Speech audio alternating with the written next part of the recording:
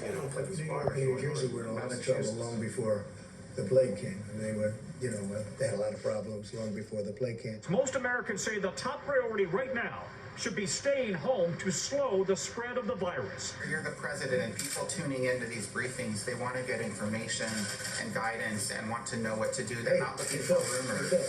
I'm the president, and you're fake news. And you know what I'll say to you? I'll say very nicely, I know you well. I know you well, because I know the guy. I see what he writes. He's a total faker.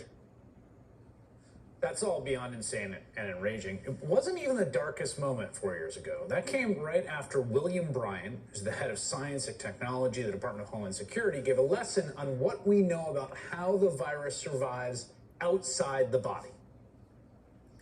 Increasing the temperature and humidity of potentially contaminated indoor spaces appears to reduce the stability of the virus. And extra care may be warranted for dry environments that do not have exposure to solar light. We're also testing disinfectants, readily available. We've tested bleach, we've tested isopropyl alcohol on the virus, specifically in saliva or in respiratory fluids. And I can tell you that bleach will kill the virus in 5 minutes. Isopropyl alcohol will kill the virus in 30 seconds, and that's with no manipulation. Useful info, important research. I mean, again, this was not like definitive at that point, but research. And then when William Bryan finished, the President of the United States came back to the lectern and had some ideas of his own.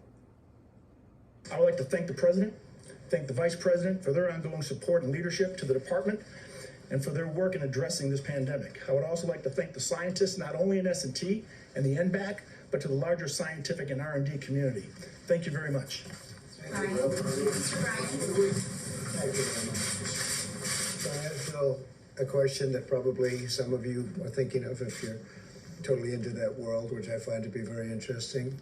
So supposing we hit the body with a tremendous, whether it's ultraviolet or just very powerful light, and I think you said that hasn't been checked, but you're going to test it.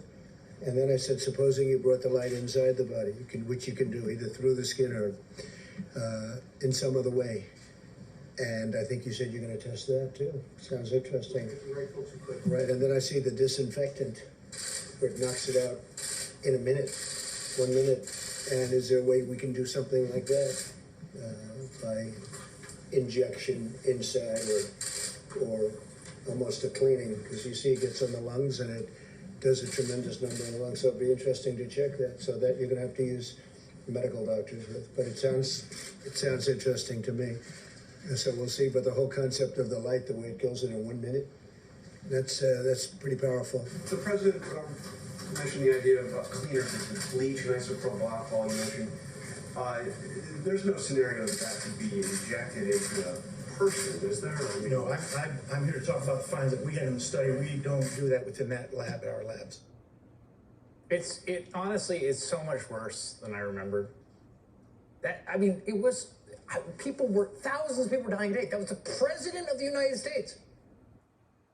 In the midst of this epic, historic disaster and his big brain ideas that maybe you could combat the coronavirus by shining a bright light inside your various orifices. Or maybe by injecting disinfectant into your body like a cleaning. You can probably guess what happened next. The maker of Lysol has issued a warning this morning concerning that people may try it. The maker of Lysol saying we must be clear that under no circumstances should our disinfectant products be administered into the human body through injection, ingestion, or any other route. Calls to poison control hotlines have skyrocketed across the U.S. as more Americans have questions about using bleach and other disinfectants to keep COVID-19 away. Health officials in Illinois say the calls included people using detergent as sinus rinse and gargling with bleach and mouthwash in an attempt to kill the coronavirus. New York City's Poison Control Center also reporting a higher number of calls in the hours after Trump's comments.